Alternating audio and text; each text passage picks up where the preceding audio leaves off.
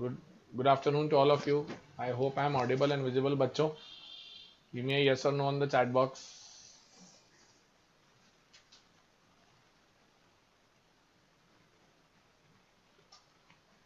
Okay दिखाई दे रहा हूँ, सुनाई दे रहा हूँ.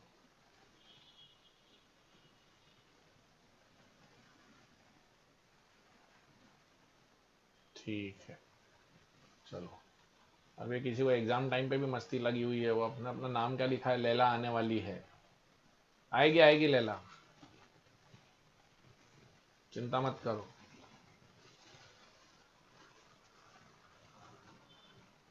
ठीक है.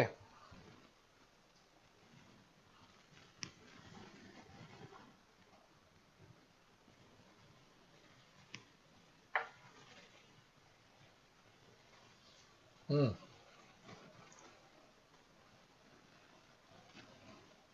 चलिए, आज आपका मेरा discussion, it was planned for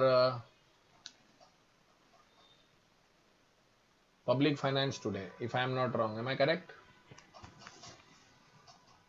public finance पे अपने को बात करनी है. तो पब्लिक फाइनेंस के अंदर हमारे 4 यूनिट्स हैं, बराबर. वो 4 यूनिट बोले तो सबसे पहला था पब्लिक फाइनेंस की थ्योरीज, और उसके बाद था market failure and government intervention to correct market failures, and उसके बाद था आपका मेरा बजटिंग प्रोसेस और फिजिकल पॉलिसी. शुरू करें? Good to go.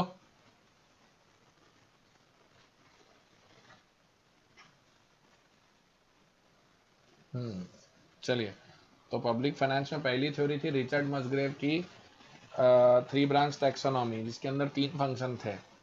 3 फंक्शन कौन कौन से थे? Allocation function, redistribution function and macroeconomic stabilization function. बराबर. ये भाई, हाँ या ना?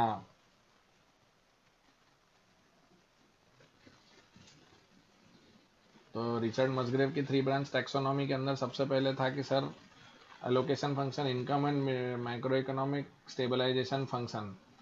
एलोकेशन में ये था कि प्राइवेट गुड्स तो डिमांड सप्लाई के हिसाब से बनते हैं और पब्लिक गुड्स बनते हैं based on the budget, so they are always underproduced. Why efficient allocation doesn't happen? Because there is no perfect competition, and perfect competition doesn't happen because there is imperfect competition and monopoly.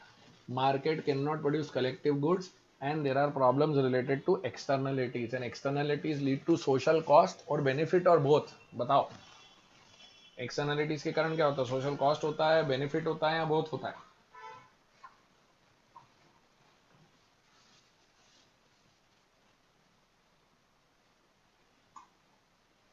Sir both होता है. Very good. तो optimum allocation नहीं हो पाता है resources का. तो government क्या करती है? बजट के थ्रू सारा काम करती है. जितना काम हो सकता है उतना कर पाती है, बाकी वो नहीं कर पाती. सो प्राइवेट अलोकेशन में टैक्स कंसेशन सब्सिडीज देते तो सोशल वेलफेयर आता है. तो गवर्नमेंट बेसिकली क्या करती है? अलोकेशन फंक्शन में गवर्नमेंट का बेसिक पर्पस क्या है? To allocate resources. Private sector does it based on demand supply. Public sector does it available on based on the budget, and public sector when it does it is insufficient, leading to inefficient allocation, and inefficient allocation can lead to underproduction, overproduction, or both. Sir, answer is both. ये, how does the government ensures allocation? Sir, high taxes on cigarette, alcohol. Government produces certain goods on its own. Competition policies, licensing requirements, और फिर redistribution function में they want to create a more egalitarian society. Egalitarian बोले तो equal, and they try to do a budget which does with distributive justice. अच्छा, बहुत ज्यादा tax लगा लो तो प्रॉब्लम क्या है? सर, टैक्स देने वाले नाराज हो जाते हैं. टैक्स देने वाले बोलते हैं मैं पैसा दे रहा हूं लेकिन मुझे कोई बेनिफिट तो मिल नहीं रहा है. यस और नो? तो फिर वो अल्टीमेटली क्या करते हैं? बोलते हैं मेरे को टैक्स ही नहीं भरना है अब. हाँ या ना? हेलो.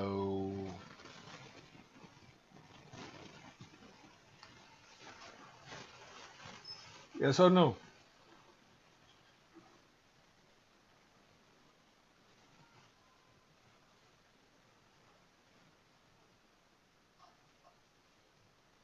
टैक्स इवेजन होता है तो एफिशिएंसी और इसमें फर्क आ जाता है। ये वाला नीचे समझ में आया था, देखो।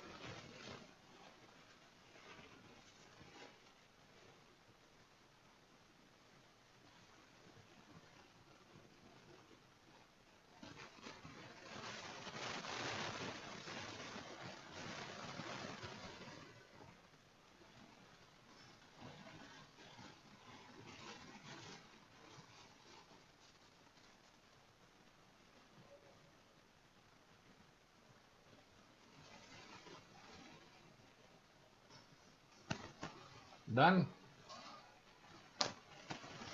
वॉल्यूम इंक्रीज कैसे करूं मुझे नहीं मालूम। मैं आज एकेडमी में नहीं था तो मैं फटाफट दौड़ के अपने ऑफिस आया हूं। एकेडमी में आज माइक नहीं थे।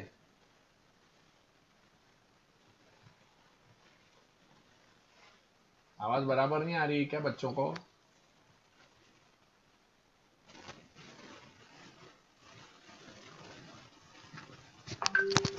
मैं इसे हाथ में रख लेता हूं। अभी आ रही ठीक?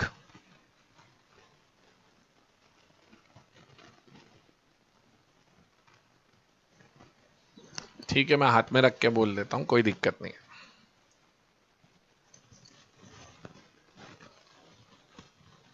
ठीक है, मैं हाथ में रख लेता हूं। ओके, तो स्टेबलाइजेशन फंक्शन में आपके मेरे पास पता है मार्केट से फुल एम्प्लॉयमेंट जनरेट होने नहीं वाला है, तो गवर्नमेंट को काम करना रहता है। तो गवर्नमेंट क्या करती है, अपनी तरफ से एफर्ट डालती है, क्योंकि हम सब लोग मेहनत पूरी करते हैं, बट कई बार क्या होता है कि हम सब बहुत ज़्यादा डिपेंडेंट है पूरे वर्ल्ड लेवल पर। डोनाल्ड ट्रंप की सारी एबीसीडी अब आपको पता ही, और अब आप समझने लग गए हो अपनी डिस्कशन के बाद। तो हम बहुत सारी चीज़ों पर डिपेंडेंट हैं। तो हम कोशिश क्या करते हैं, दो तरीके हमारे पास, मॉनेटरी पॉलिसी और फिस्कल पॉलिसी। तो फिस्कल पॉलिसी और मॉनेटरी पॉलिसी के दो काम होते हैं। तो फिस्कल पॉलिसी क्या करती है, उसके ओवरऑल इफेक्ट और माइक्रो इकोनॉमिक इफेक्ट है।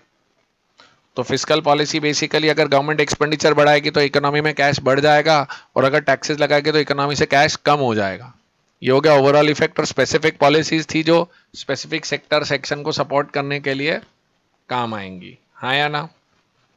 तो मॉनेटरी और फिस्कल का आप देख लीजिए। मुझे अब आप फटाफट आंसर देना चालू करो इस बात पे। अगर अभी रिसेशन चल रहा है तो गवर्नमेंट एक्सपेंडिचर कम होना चाहिए या बढ़ाना चाहिए?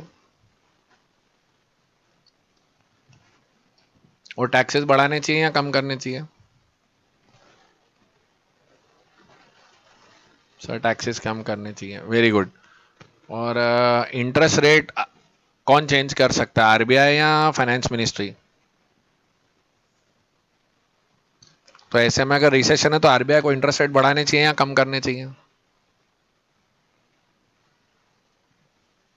इससे मार्केट में लिक्विडिटी बढ़े। Very good. ये मनी थ्योरी में भी अपन पढ़ने वाले हैं, मॉनेटरी पॉलिसी में। अब आपको ज्यादा अच्छे से समझ में आएगी ये चीज जब मैं बात करूंगा। करेक्ट। अच्छा, अगर रिसेशन है तो कौन सा बजट बनना चाहिए, सरप्लस, बैलेंस या डेफिसिट?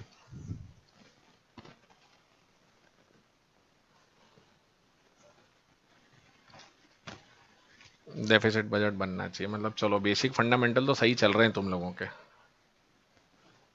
जी। सेकेंड यूनिट पे आता हूं, market failure. Market failure means what? Markets को 40 नंबर नहीं आया, इनएफिशिएंट अलोकेशन हुआ। मार्केट्स को 40% नहीं आया, इनएफिशिएंट अलोकेशन हुआ।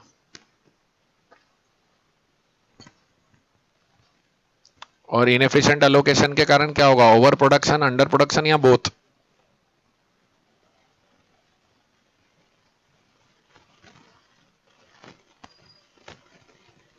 करेक्ट। तो मार्केट फेलियर के चार रीजन है। सबसे पहला मार्केट पावर, दूसरा है एक्सटर्नलिटीज, तीसरा है पब्लिक गुड्स, चौथा है इनकम्प्लीट इंफॉर्मेशन। मार्केट पावर में आदमी के पास मोनोपोली होती है तो आदमी क्या करता है, मोनोपोली में आइडियल ऑप्टिमम प्रोडक्शन करता है या अंडर प्रोडक्शन करता है, बताओ।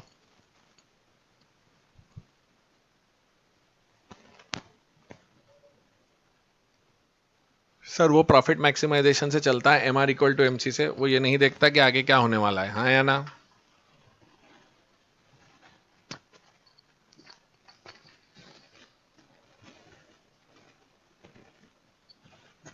करेक्ट। तो उसको कवर करने के लिए क्या करते हैं फिर भारत सरकार, government intervention to correct market failure, क्या है, मोनोपोली पावर बनने नहीं देती through competition, through competition act and through no, controlling the various organizations which come into monopoly position, they don't allow them to do that कि monopolies ज्यादा ना बने, नहीं तो इनफिशिएंसी आएगी। तो ये प्रॉब्लम मार्केट पावर की समझ में आई, और मार्केट पावर का सोल्यूशन भी समझ में आ गया कि नहीं आया।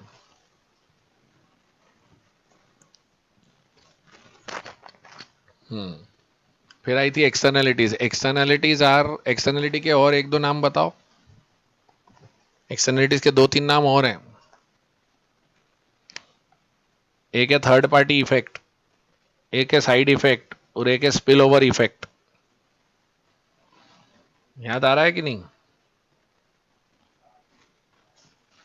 Spill over effect, third party effect, side effect and neighbourhood effect, चार हैं।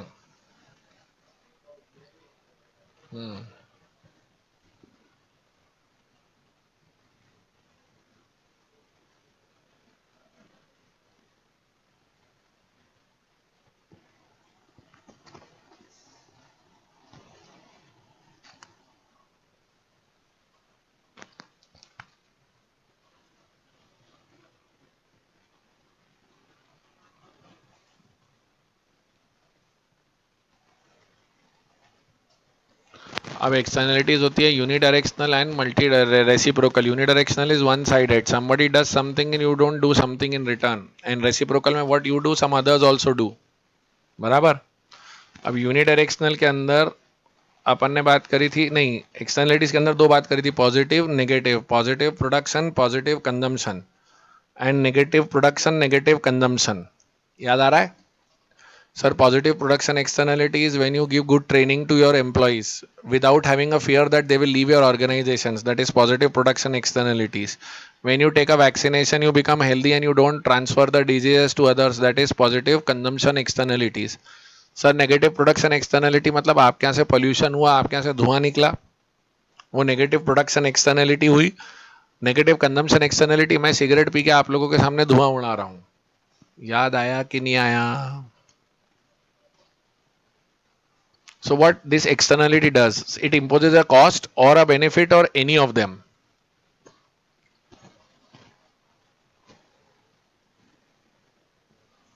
Any of them, correct.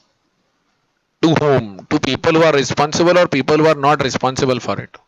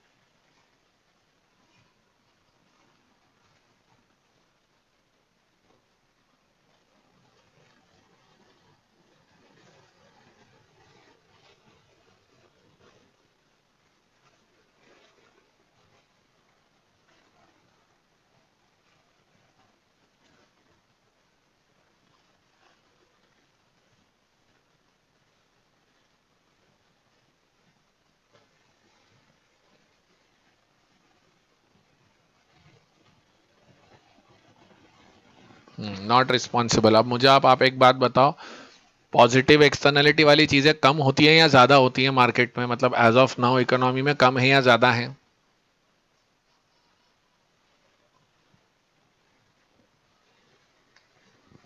कम है, तो सरकार को क्या करना है, इसे कम रखना है या प्रमोट करना है।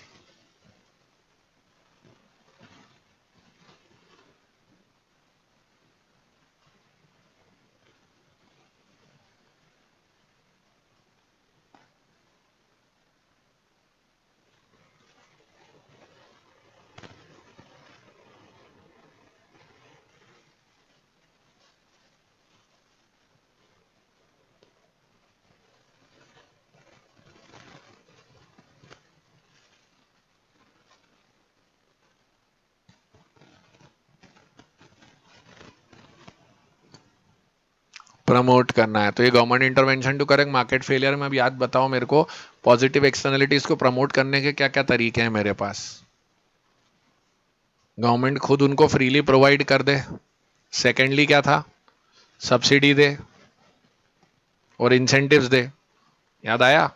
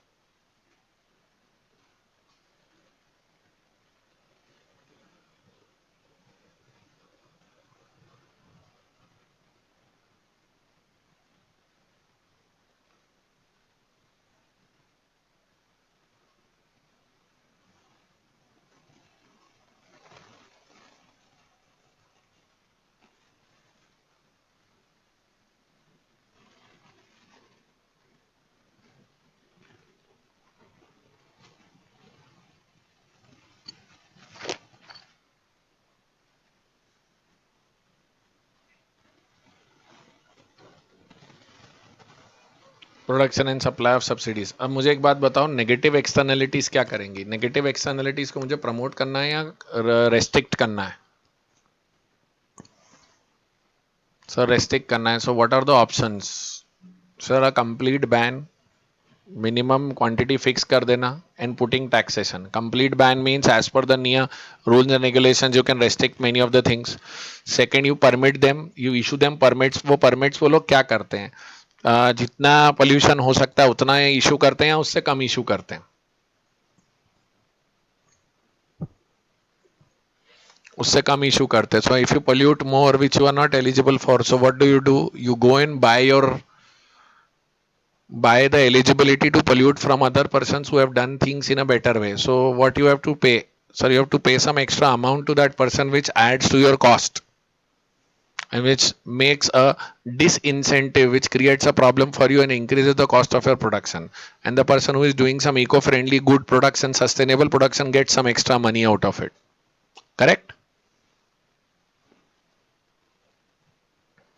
Okay. And in terms of putting taxes, which economist had put taxes? Sir, Pigou. Piguvian taxes was the point. Piguvian taxes, Pigou pollution के लिए पैसा पे करे। पीगू पोल्यूशन पैसा पे कर। P for Pigou, P for pollution, P for पैसा, P for पे।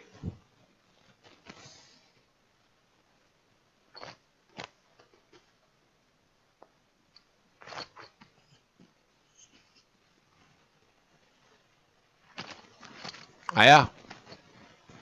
तो जरा मेरे सामने पॉजिटिव और नेगेटिव एक्सटर्नलिटीज का ये पढ़ लिया। मेरे को एक बात बताओ, bye putting pollution taxes, what are you trying to do? Sir, there is a concept called social cost, which is a combination of private cost plus external cost.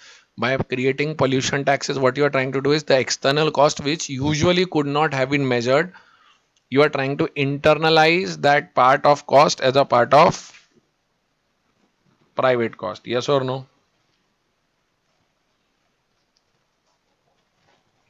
ये social cost, private cost, external cost वाला point समझ में आता है तो मेरे को okay बोलो, तो फिर मैं आगे बढ़ूं। क्योंकि यहाँ मैंने दो चीज एक साथ कर लिया आपके साथ, ये भी समझा दिया और आगे government intervention to correct this market failures भी मैंने बता दिया।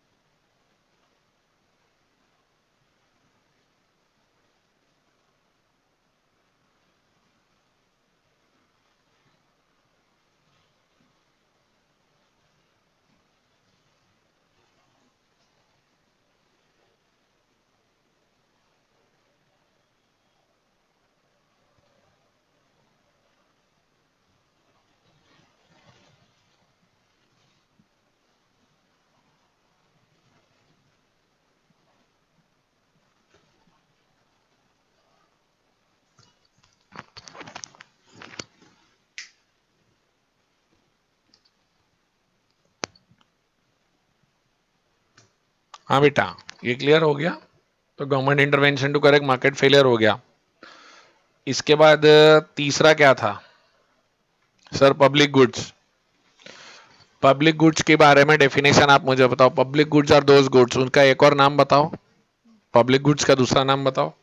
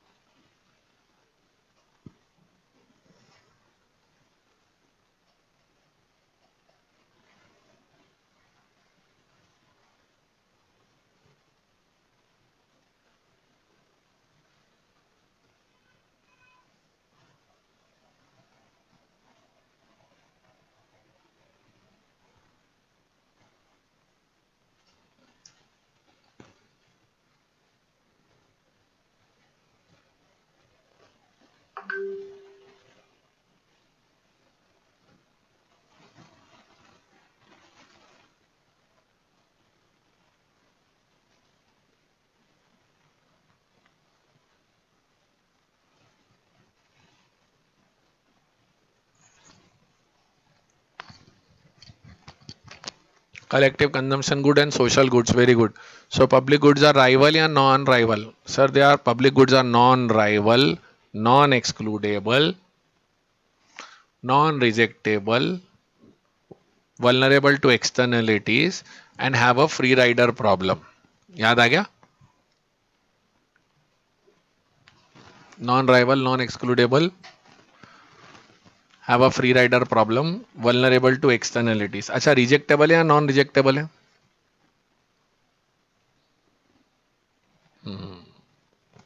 Correct. And private goods are rival, excludable, rejectable, require additional marginal cost for production and not vulnerable to externalities। हाँ या ना? ये टेबल देखो आपके नोट्स में, प्राइवेट और पब्लिक की ये पूरी क्लियर है कि नहीं है? और मैंने किसी कॉन्सर्ट में जाने के पासेज आपको फ्री में दे दिए तो आपको वो फ्री में मिल गया, तो वो कॉन्सर्ट की पासेज आपके लिए फ्री हैं, तो आपके लिए वो पब्लिक गुड्स हो गया क्या?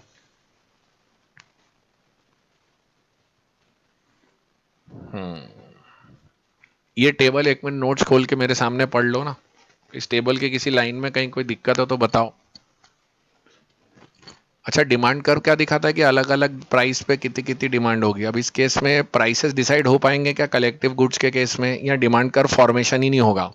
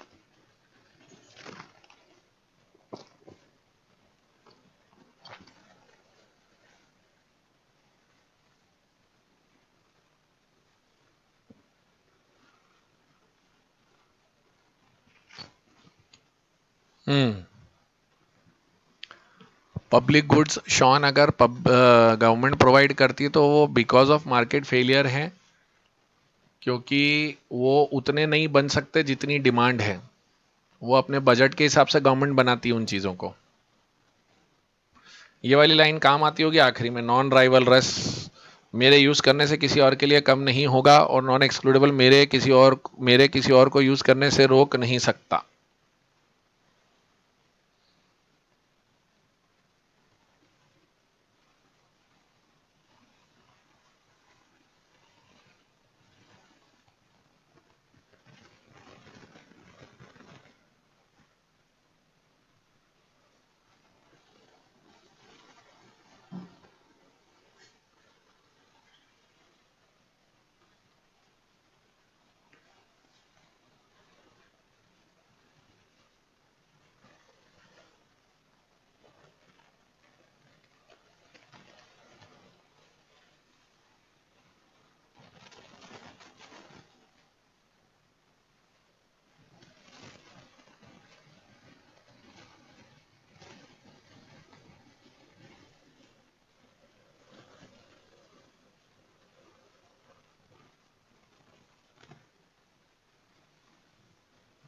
ठीक है, यहां तक आ गए थे। ठीक है, अब इसके बाद अपन ने इसका मार्केट फेलियर रीजन था, अब इसके सोल्यूशन क्या थे? मार्केट फेलियर है पब्लिक गुड्स, तो पब्लिक गुड्स का सोल्यूशन क्या थे? मेरिट और डीमेरिट गुड्स। मेरिट गुड्स कौन से होते हैं? सोशली डिजायरेबल या नॉन डिजायरेबल? हाँ सर, डिजायरेबल होते हैं, यस और नो। और उनका फायदा क्या रहता है? उसके कंजम्पशन को इनकरेज करना चाहिए अपने को, हाँ या ना? Education, health care, public libraries. But सब कुछ गवर्नमेंट दे पाती है या फिर गवर्नमेंट सब कुछ नहीं दे पाती, इसलिए नियम कायदे कानून बना के प्राइवेट सेक्टर को भी अलाउ करती है? सर, नियम कायदे कानून बना के प्राइवेट सेक्टर को भी अलाउ करती है, और नियम कायदे कानून बना के दौरान क्या करती है? सो बेसिकली क्या होता है, public goods are under produced, to cover that problem you create merit goods. So merit goods also can not be produced in totality, so you try to give subsidies and support them, बराबर? So what you do, you create norms, compulsory insurance for vehicle, compulsory immunization, vaccination, helmets, right to education and mediclaim, and then you give subsidies or you provide it directly. So merit goods को आप promote करते हो। Demerit goods को क्या करते हो? Socially desirable, undesirable? Sir undesirable. उनको promote करना है या रेस्ट्रिक्ट करना है? सर रेस्ट्रिक्ट करना है। So how do you restrict them? Place restrictions, direct ban, negative advertisement campaigns, regulating the limit to access those goods, place controls and taxing those goods at a very high rate.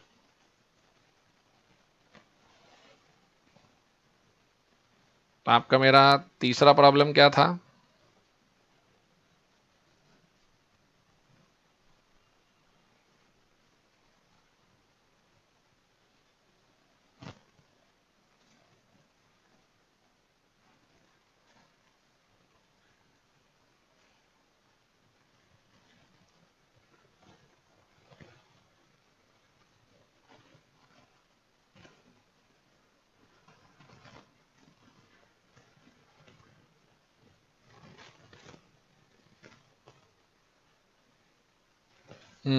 इसमें कहीं कोई दिक्कत?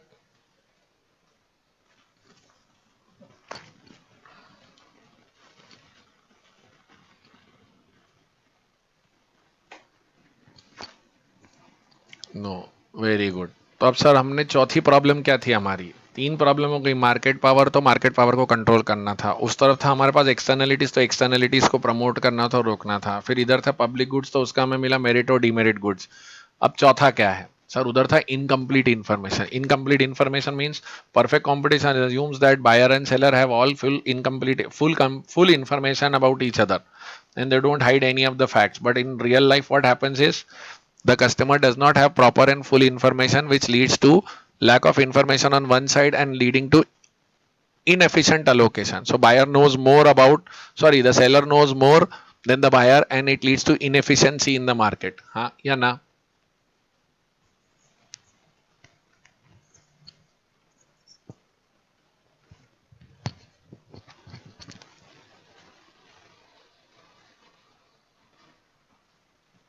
तो अब इसके कारण होता क्या है? एडवर्स सिलेक्शन और मॉरल हजार्ड होता है। Now adverse selection, moral hazard जब हम पढ़ते हैं तो incomplete information leads to adverse selection, and adverse selection can be having a problem of moral hazard. ये चीज ध्यान देना।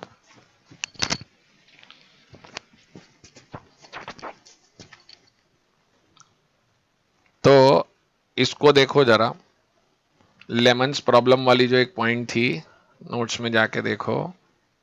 हाँ, ये आपको मैंने क्लास में भी नोट करवाया था कि असिमेट्रिक इंफॉर्मेशन कॉज है और adverse selection and moral hazard उसका इफेक्ट है। ये लिखा हुआ है कि नहीं आपके नोट्स में?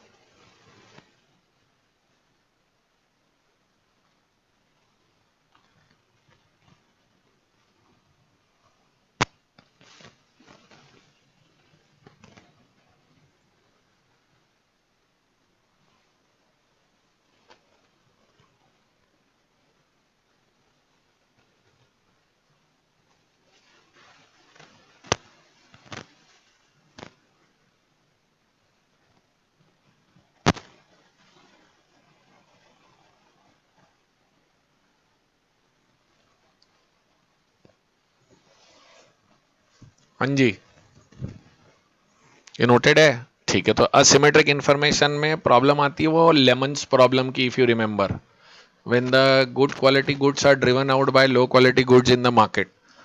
क्योंकि इन्फॉर्मेशन पूरी नहीं रहती। आपको क्लास में याद होगा, मैंने बोला था कि मैं आपको एक ऐसा रूम दिला देता हूं जो वीडियो में तो बहुत अच्छा दिख रहा है लेकिन नीचे उसमें शमशान घाट था। You remember that? So what happened? It led to asymmetric information. The seller knew more about the place rather than the buyer. And then what happens? It leads to adverse selection. Now adverse selection also creates moral hazard. Moral hazard में one person to the information knows more. आज आपने मेरे से return भरवा और मैंने उसके अंदर गलत चीज कर दी और पता है मुझे कि आप पकड़ नहीं पाओगे। रिमेंबर? इसको लेके कहीं कोई क्वेश्चंस वगैरह में डाउट है क्या? बिकॉज यहाँ पर आकर आपका मेरा, अब इसका सिर्फ सोल्यूशन यही था, सोल्यूशन ये था कि सर आप इंफॉर्मेशन प्रॉपर दो, जैसे proper disclosure of information, dissemination of information, making disclosures mandatory, public spreading and making advertisement more responsible and informative rather than persuasive। यहाँ आकर यूनिट 2 ऑलमोस्ट खत्म होने को आ रहा है। इसके एमसीक्यूज में कहीं कोई दिक्कत थी, कुछ परेशानी थी?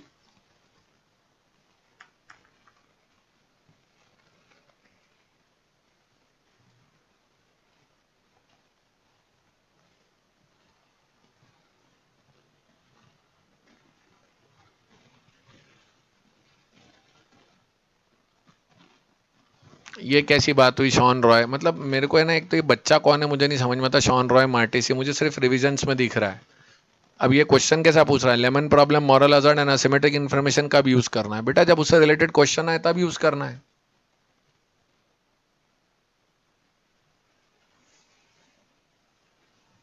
जब उससे रिलेटेड क्वेश्चन आएगा तो ही यूज करेंगे ना। ये तो वैसी वाली बात हो गई कि सर मैं क्लोजिंग स्टॉक का एडजस्टमेंट कब करूं? अरे भाई जब तेरे को ट्रायल बैलेंस के बाहर दिया हुआ हो।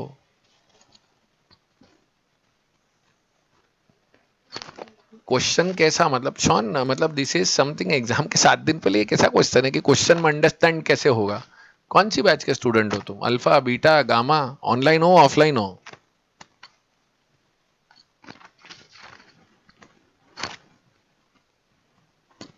I am still not able to figure out.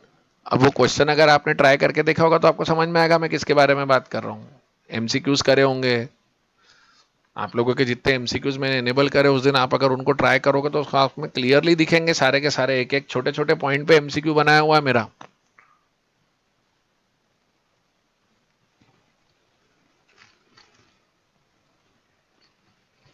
आपने खोल के देखे हैं क्वेश्चंस, प्रैक्टिस क्वेश्चंस जो मैंने दिए हैं वाले चैप्टर के, मार्केट फेलियर, पब्लिक फाइनेंस के?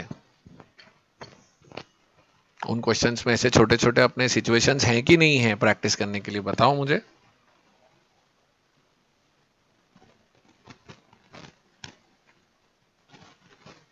तो फिर बेटा,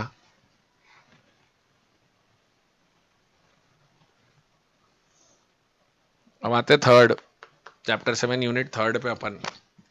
यूनिट थर्ड क्या था? 3 बातें सिखाता है हमको third unit: budget making, expenditure management and management of public debt.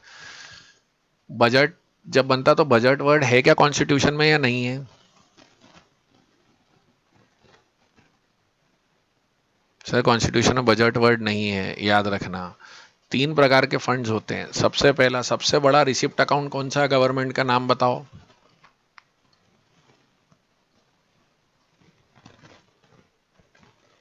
Sir सबसे बड़ा रिसिप्ट अकाउंट है consolidated fund of India.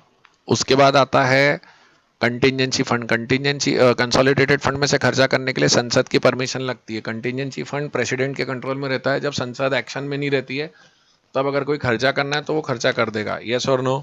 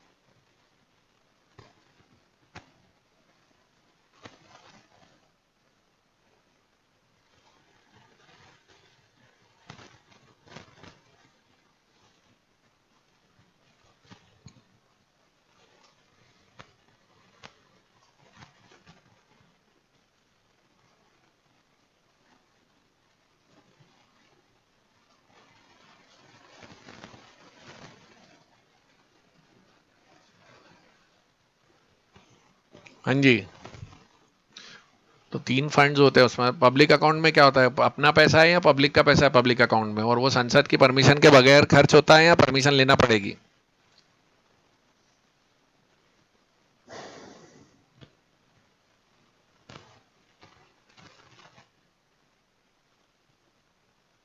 Permission लेना नहीं पड़ेगी, लिखा हुआ है funds need not be approve by the parliament. अच्छा, capital revenue, capital expenditure, revenue expenditure, capital receipt, revenue receipt में कहीं कोई डाउट है क्या? ये अपन ने पूरी बात करी थी, rupee comes from and rupee goes to.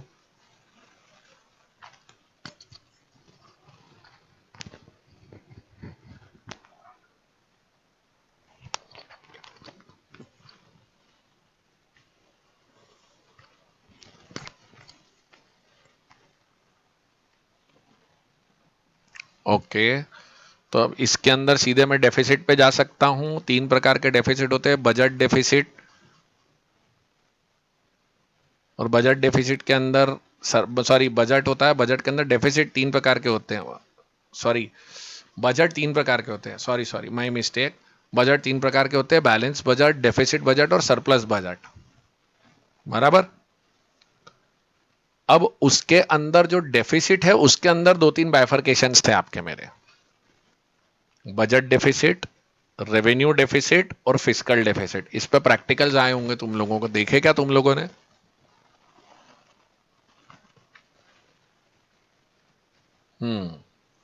तो उसको कैलकुलेट करते, देखो अपन क्या बोलते हैं, बजट या ओवरऑल डेफिसिट क्या होता है?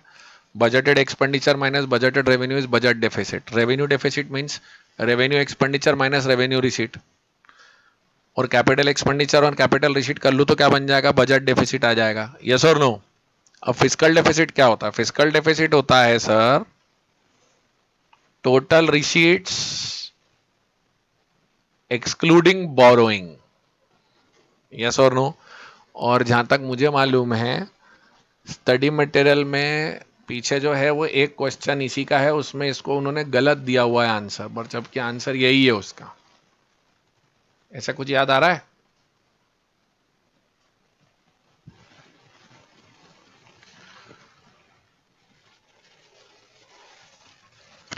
सारे बच्चे ध्यान रखना, स्टडी मटेरियल में ये आंसर गलत है।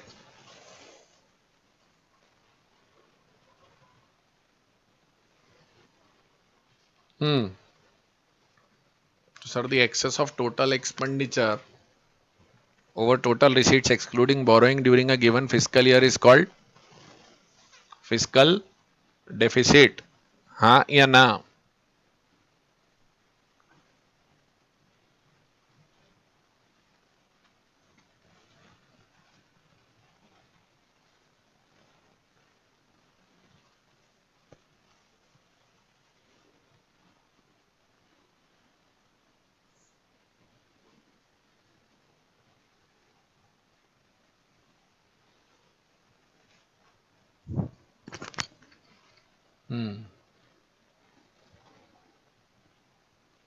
देखो फिजिकल डेफिसिट ध्यान से पढ़ो, excess of total expenditure over total receipts excluding borrowing. In other words fiscal deficit is the difference between the government's total expenditure and total receipts excluding borrowing. It is often presented as a percentage of GDP.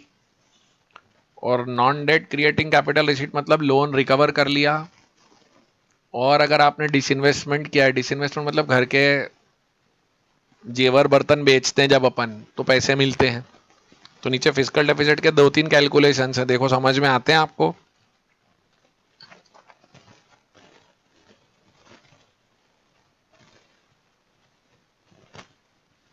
ये दो तो उल्लू पटाने के लिए दिए हैं इन्होंने, अगर आप ध्यान से देखोगे तो ये तीनों समझ में आते हैं जिसपे मैंने बॉक्स बनाया, देखो जरा।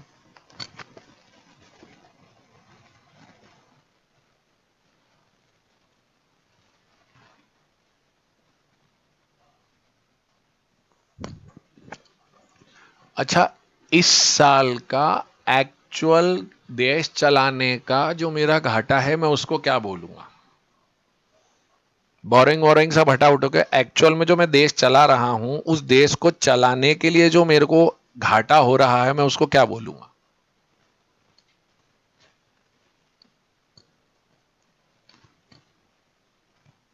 फिजिकल डेफिसिट गलत आंसर, नेशनल डेट गलत आंसर।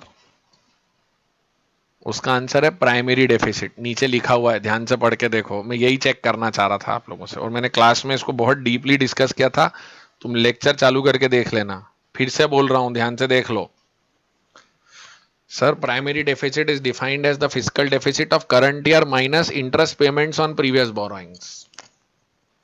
इसका मतलब पिछले साल की उधारी पे जो पेमेंट करा है वो छोड़ दो, इस साल देश चलाने में एक्चुअल क्या नुकसान हुआ है वो प्राइमरी डेफिसिट है आपका। In other words, whereas fiscal deficit indicates borrowing requirements inclusive of interest payment, primary deficit indicates borrowing requirement exclusive of interest payment। मतलब इस साल के कारण, अभी जैसे अनफॉर्चुनेटली तुम और मैं आज बात कर रहे हैं, पंजाब में भी बाढ़ है, हिमाचल भी परेशान है। अब सरकार इन लोगों पे खर्चा करेगी, सरकार इन लोगों को पैसे देगी। सरकार सारी स्टेट्स को क्या करेगी, ग्रांट देगी या लोन देगी, पहले ये बताओ। और ये प्लान्ड एक्सपेंडिचर हो सकता है या ये अनप्लान्ड है?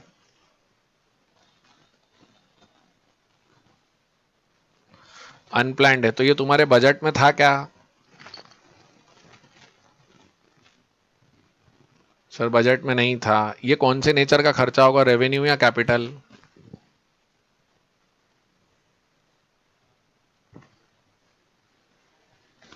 सर, ये रेवेन्यू नेचर होगा। कैपिटल क्यों होगा, ध्रुव और कशिश?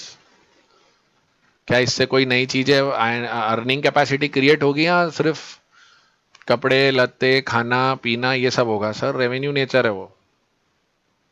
तो अब इससे मेरा डेफिसिट बढ़ेगा कि नहीं बढ़ेगा, ये बताओ।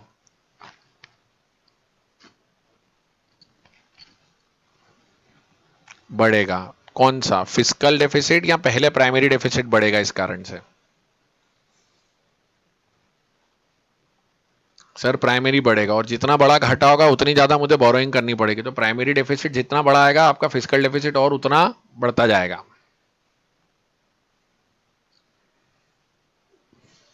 आया?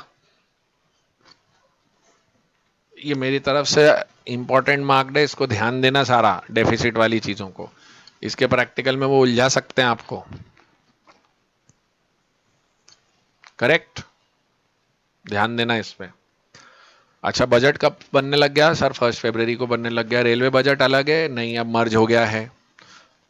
बजट में 3 डॉक्यूमेंट जाते हैं, कंसोलिडेटेड फंड, कंटिजेंसी फंड और पब्लिक फंड। ये बेसिकली एनुअल फाइनेंशियल स्टेटमेंट होते हैं। इसमें इसके अलावा बहुत सारी चीजें रहती हैं, और फिगर 3 साल के होते हैं। इस साल का, अगले साल का बजटेड अमाउंट, पिछले साल का एस्टिमेटेड बजट अमाउंट, और रिवाइज एस्टिमेट रहते हैं। बराबर। सुप्रीम कोर्ट के जज की सैलरी, प्रधानमंत्री और प्रेसिडेंट की सैलरी, इन सब लोगों के परमिशन संसद से लेने हैं या डायरेक्ट चार्ज होते हैं? सर, डायरेक्ट चार्ज होते हैं। इलेक्शन ईयर में 2 बजट आते हैं। इलेक्शन के पहले वोटर अकाउंट आता है खर्चों के लिए, और इलेक्शन के बाद प्रॉपर बजट आता है। हेलो। हम्म। अच्छा, ग्रांट्स की जो रिक्वायरमेंट होती है, तो हर डिपार्टमेंट अपनी अपनी ग्रांट लेता है। तो ग्रांट लेने पर वो उनकी ग्रांट पूरी की पूरी ऐसे ही अप्रूव होती है, डिस्कशन होता है? सर, डिस्कशन होता है। डिस्कशन होने में ग्रांट कम कर दूं तो उसको क्या बोलता हूं मैं? ग्रांट कम करने को मैं क्या बोलता हूं?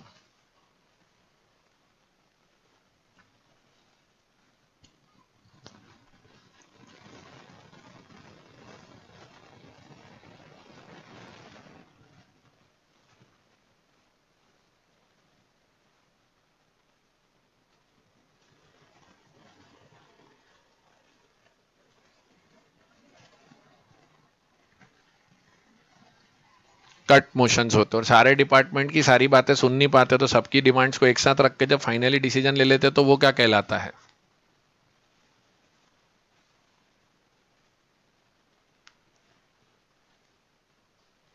गिलोटाइन कहलाता है। Very good. Finance bill, outcome budget, तो अपने को पता है आउटकम बजट पूरे बजट से बड़ा होता है, या बजट का एक छोटा पार्ट होता है आउटकम बजट?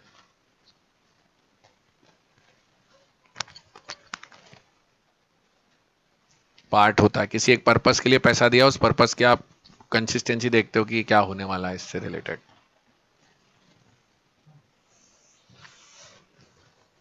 बराबर। ठीक है। अच्छा, डायरेक्ट टैक्सेस कौन हैंडल करता है हमारे देश में? कौन सा डिपार्टमेंट या कौन सा बोर्ड है जो डायरेक्ट टैक्सेस देखता है?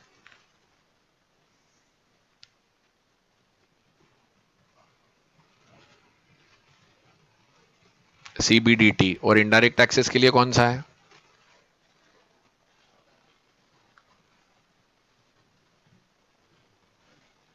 सीबीआईसी। Very good. ये टेबल मैंने बहुत मेहनत करके बनाई है, आपके नोट्स में या मॉड्यूल में नहीं थी, मैंने उसको थोड़ा सा ढंग से किया। इस टेबल के किसी भी पॉइंट में कहीं कोई डाउट है क्या आपके पास? आप एक एक आइटम को देख के मेरे से पूछ सकते हो। बिकॉज ये मैं टेबल इसलिए बोल रहा हूं क्योंकि जब आप प्रैक्टिकल क्वेश्चन अगर आ गया तो करने में इन्हीं चीजों की जरूरत पड़ेगी, इसी से रिलेटेड अमाउंट्स दिखाते हूं आपको उसमें।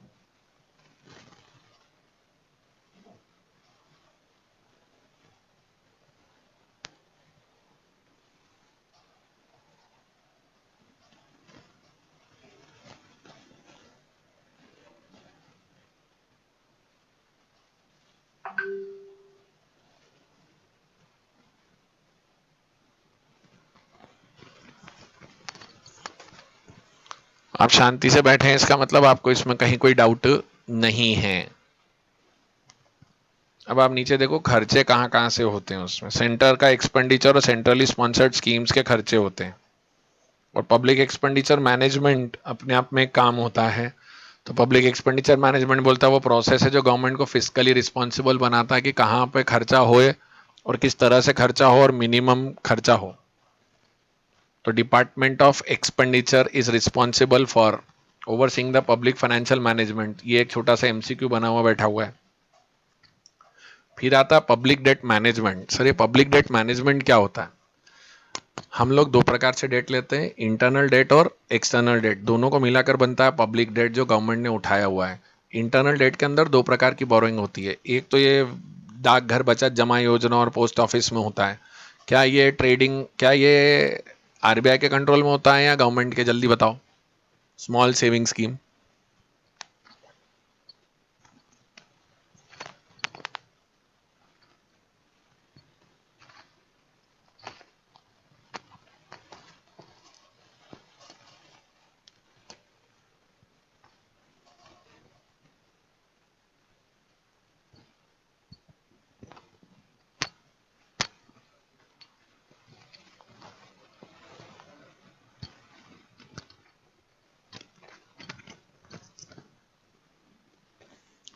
सर गवर्नमेंट के हाथ में रहता, आरबीआई के हाथ में नहीं रहता ऋतिक सिंह। ये मैंने सिखाया था और मैं मॉनेटरी पॉलिसी में भी M1 M2 M3 M4 पढ़ाते टाइम बोला था small savings and post office schemes are not in control of RBI.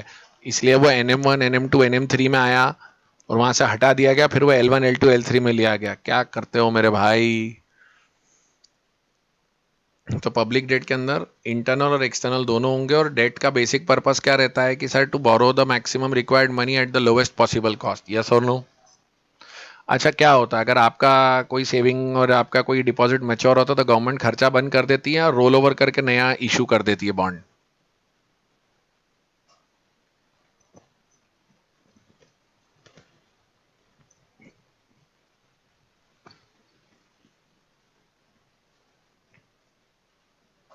Government अपना खर्चा बंद करती है, नए बॉन्ड इशू करके पुराना रीपे कर देती है।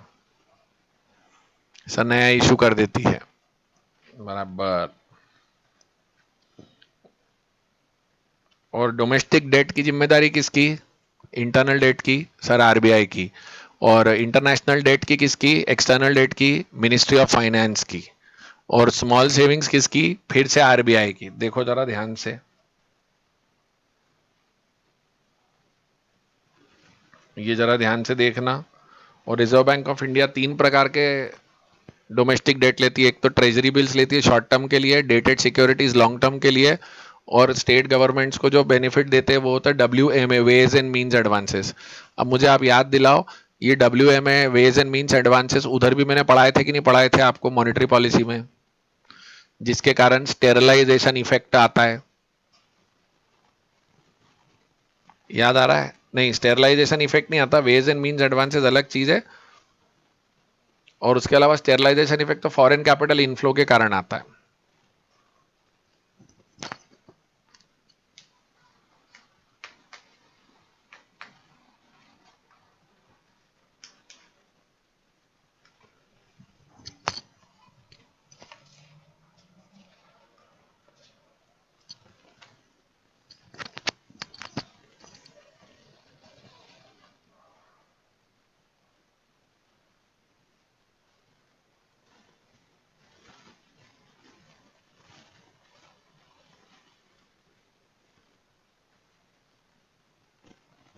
आया?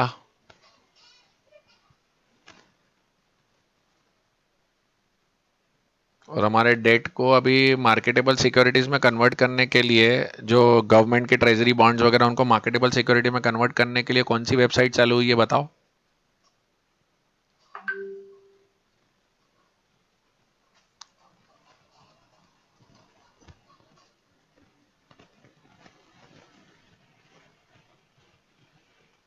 एक बच्चे ने जवाब दिया मेरे को, सिर्फ आरबीआई रिटेल डायरेक्ट, बाकी किसी ने जवाब नहीं दिया है। अब आए दो तीन जवाब। करेक्ट।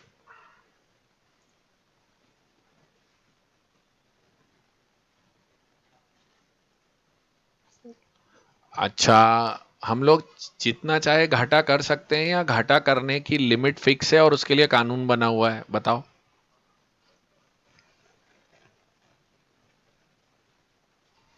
सर लिमिट फिक्स है, कानून बना हुआ है, कानून कौन सा है?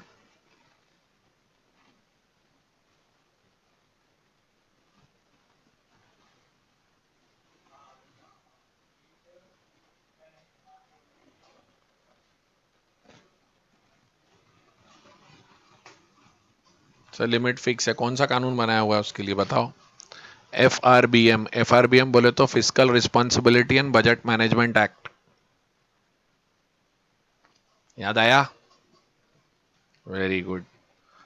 यहां आकर थर्ड वाला हो गया यूनिट। अब इसके फोर्थ यूनिट पे चलते। फोर्थ यूनिट था फिजिकल पॉलिसी का। सर फिजिकल पॉलिसी में अपने को क्या क्या बताया था उसने? फिजिकल पॉलिसी के अंदर मेन है discretionary and non discretionary. Non discretionary preferred है। अच्छा, फिजिकल पॉलिसी का बेसिक एम क्या है, चलो ये बता दो सबसे पहले। ऑब्जेक्टिव क्या है सर? ऑब्जेक्टिव थे उसके चार: full employment, price stability, economic development and equal distribution of income wealth. अब मुझे याद दिलाओ, फॉर प्राइस कंट्रोल करना और करेंसी की वैल्यू इंटरनेशनली मेंटेन करना फिजिकल पॉलिसी का काम है या मॉनेटरी पॉलिसी का काम है?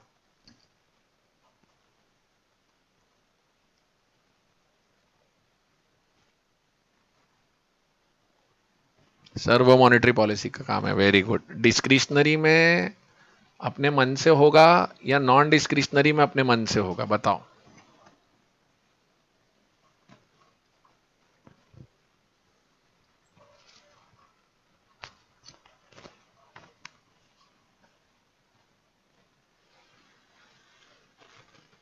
डिस्क्रिशनरी में होगा अपने मन से, और नॉन डिस्क्रिशनरी में अपने मन से नहीं होगा। ऑटोमेटिक स्टेबलाइजर्स बोलते हैं उसको, याद है? ऑटोमेटिक स्टेबलाइजर जो अपने आप जीडीपी के फ्लक्चुएशन और अनएम्प्लॉयमेंट और उस कॉम्पनसेशन को बैलेंस आउट करते जाते हैं, हाँ या ना?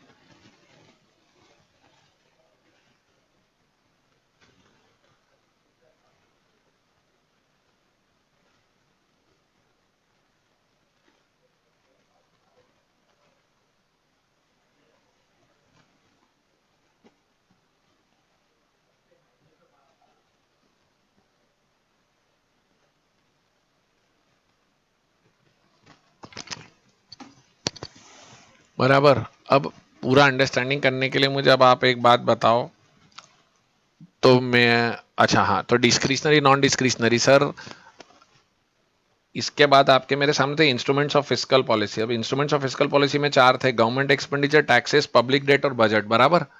अब सेम टाइम पर मुझे उधर इंस्ट्रूमेंट्स बताओ आप कौन कौन से थे मॉनेटरी पॉलिसी में। सर वहां रेपो था, रिवर्स रेपो था, CRR, SLR, open market operations, याद आ रहा है। Now tell me, government expenditure अगर मैं क्या करूंगा गवर्नमेंट एक्सपेंडिचर का, जब इन्फ्लेशन है और रिसेशन है तो क्या होगा।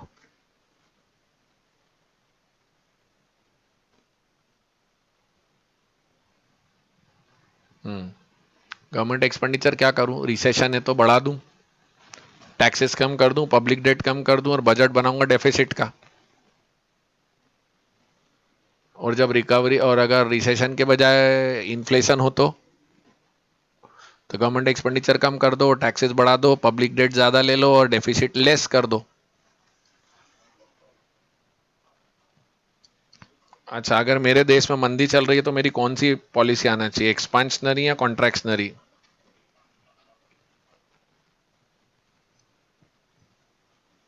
और मेरे देश में अगर तेजी चल रही तो क्या करूं, सर कॉन्ट्रैक्शनरी, बराबर।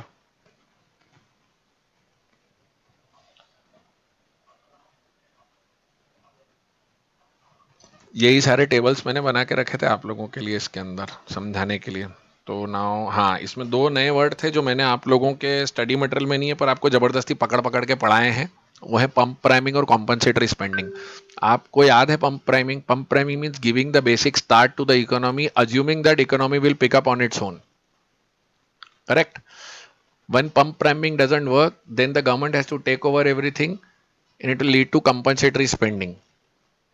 बिकॉज गवर्नमेंट मानती है कि अब इनसे कुछ नहीं होने वाला, हमें खुद करना पड़ेगा। अच्छा, कॉम्पनसेटरी स्पेंडिंग बहुत ज्यादा कर दोगे तो अल्टीमेटली होगा क्या, सर क्राउडिंग आउट इफेक्ट हो जाएगा। क्राउडिंग आउट इफेक्ट मतलब क्या, जब सारे काम सरकार कर रही है तो पब्लिक बोलना, प्राइवेट सेक्टर बोलना चालू करता, हम घर जाएं फिर। देखो क्लास में आपने क्या नहीं करा होगा वो अभी करो। मेरे सामने अभी पहले पंप प्राइमिंग पढ़ो और कॉम्पनसेटरी स्पेंडिंग पढ़ो, दोनों पढ़ने के बाद बोलो पढ़ लिया, ऐसा लिखो चैट पे। दोनों पढ़ने के बाद बोलना, जल्दीबाजी में मत बोलना अभी।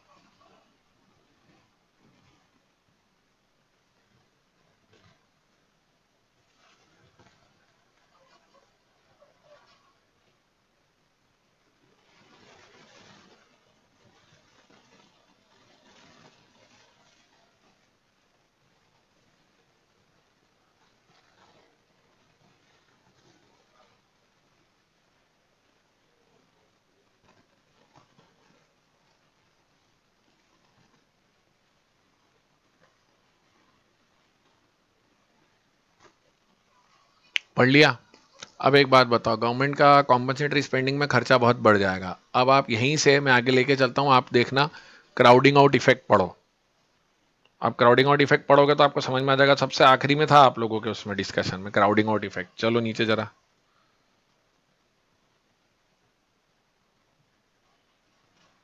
ये लास्ट पढ़ के देखो। अब क्राउडिंग आउट इफेक्ट मतलब होगा क्या, जब कॉम्पनसेटरी स्पेंडिंग बहुत बढ़ेगी तो क्राउडिंग आउट इफेक्ट आएगा। ध्यान से पढ़ के देखो, समझ में आ जाए तो बोलना समझ आया, नहीं समझ में आया तो भी बताना मेरे को।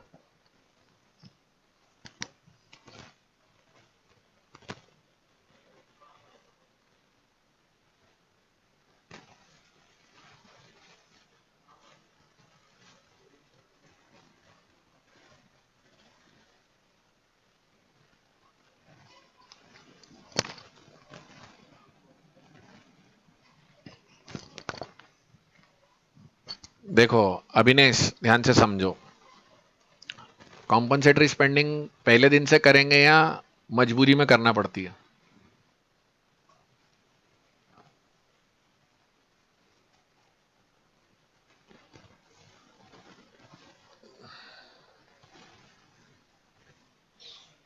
मजबूरी में करना पड़ कब? जब पंप प्राइमिंग ट्राई करा और नहीं चला तो आप फंस के किधर आए आप? कॉम्पनसेटरी स्पेंडिंग में। कॉम्पनसेटरी स्पेंडिंग में थोड़ा पैसा खर्च होगा या बहुत ज्यादा?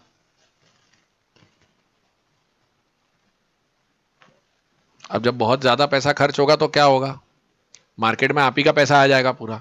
और गवर्नमेंट खुद नोट छापती है या मार्केट से बोरो कर लेती है? तो मार्केट से बोरो करती है तो मार्केट से पैसा कम हुआ, गवर्नमेंट के हाथ में गया, और अल्टीमेटली जनता पे खर्च हो रहा है। जब सारा काम सरकार कर रही है तो प्राइवेट सेक्टर क्या करेगा? तो उससे दो प्रॉब्लम हो जाती है। एक तो गवर्नमेंट खर्चा करती है, प्राइवेट सेक्टर मोटिवेटेड नहीं रहता, और गवर्नमेंट अगर मार्केट से पैसा उठा के खर्च कर रही है तो मार्केट में इंटरेस्ट रेट बढ़ जाता है। अब पढ़ के देखो, शायद समझ में आ जाए बेटा।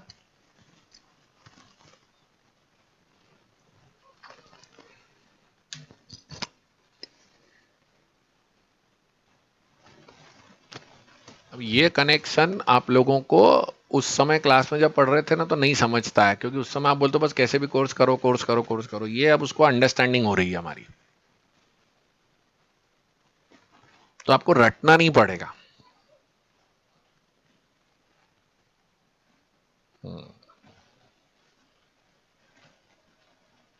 अच्छा, साल भर की एक्चुअल गवर्नमेंट चलाने की इनएफिशिएंसी दिखानी हो, डेफिसिट दिखाना हो, तो कौन सा डेफिसिट जरा वापस से बताओ मेरे को, चलो।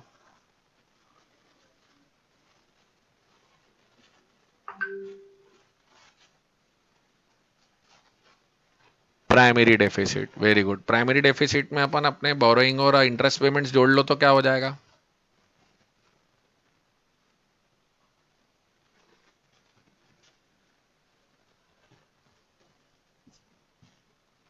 Correct.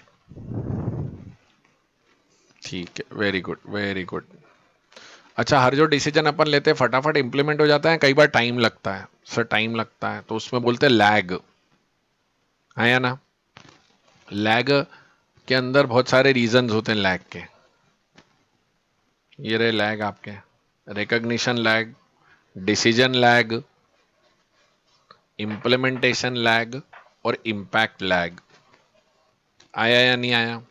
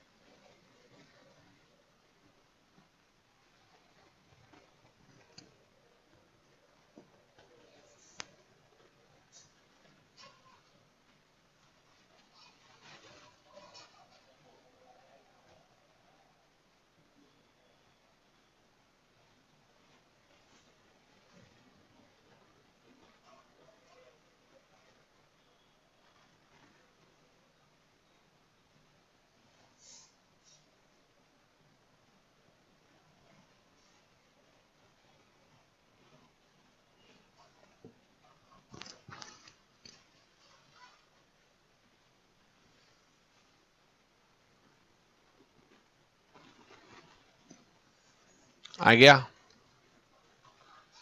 So this brings you to the end of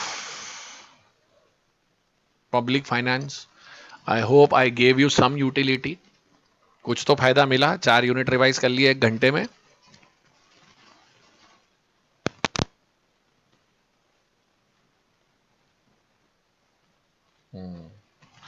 implementation lag, तुलसी बेटा, इम्प्लीमेंटेशन मतलब जब भी मैं कोई डिसीजन लूं तो डिसीजन लेने के बाद जब तक उसको इम्प्लीमेंट नहीं करूंगा तो वो इम्प्लीमेंटेशन लैग होता है, जो टाइम लगता है कि पॉलिसी ग्राउंड पर आने पर क्या होता है, वो होता है।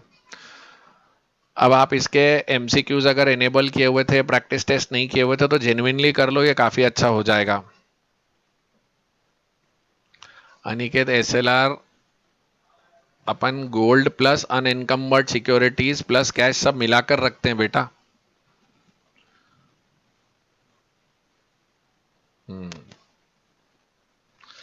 ईपीएल आप लोगों के कंप्लीट हो गए अभी भी, अब तो शांति हो जानी चाहिए। अब आपको तो अच्छा लगना चाहिए कि आपके ईपीएल होना बंद हो गए। अब आपको खुद पढ़ने का टाइम है मेरे बच्चों। कल का दिन अपन अब मनी थ्योरीज को लेते हैं साथ में। मनी थ्योरीज कल रिवाइज करा देता हूं, परसों नेशनल इनकम करा दूंगा, तो आप लोगों का मैक्रो पूरा रिवाइज हो जाएगा।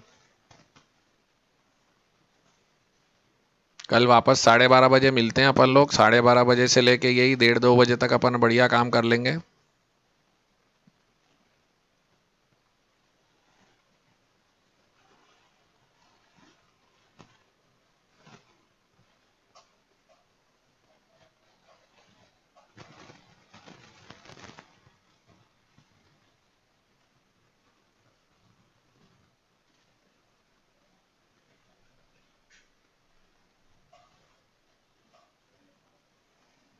हाँ वो अभी आ जाएगा, प्रो साइक्लिक ए साइक्लिक वो सब बता दूंगा। मैंने आपको कल बोला था, आपने पहले वाले में से कल के इंटरनेशनल ट्रेड में से कुछ पूछा नहीं मुझसे आज किसी ने भी।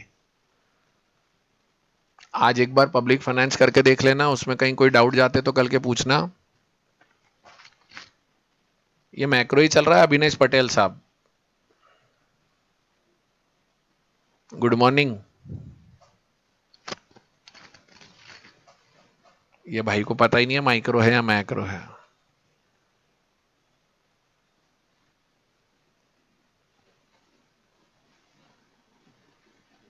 वो माइक्रो पूछ रहा है। माइक्रो का रिवीजन ऑलरेडी अभिनेश भाई आपके मोबाइल ऐप पर है, 3 घंटे का चकाचक रिवीजन। हर बच्चा मानता है कि वो रिवीजन मोर देन सफिशिएंट है। मैं बैठ के अभी वापस भी वही बोलूंगा, तो 3 घंटे ऑलरेडी आपके पास आपके मोबाइल पर है।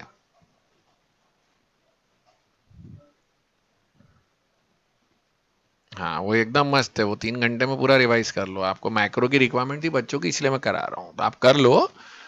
2 दिन कर लो, उसके बाद भी रैंडम क्वेश्चंस का अगर कुछ दिक्कत होगा वो भी ले लूंगा। बस चिंता मत करो, I am there with all of you. ठीक है, चलो, ओके।